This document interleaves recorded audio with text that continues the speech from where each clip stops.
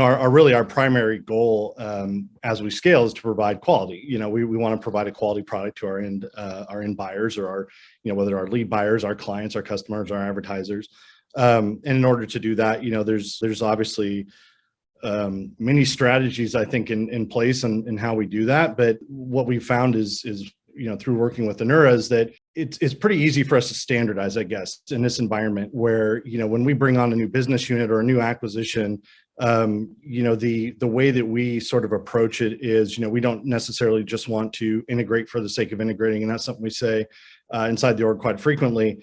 But one of the things we do want to do is try to create a sort of a framework of standards, right? And when we do that, one of the first things we approach is we want to make sure that we are consuming leads, clicks, and calls in a very standardized way, and that we're, bouncing these against, a product such as Anura to make sure that, what we do deliver to the end buyer of that lead or click or call ultimately that generates a sale meets the quality standards of the advertiser. So, we had originally started using it in one business unit, and that was I believe it was mortgage or a vertical, financial vertical.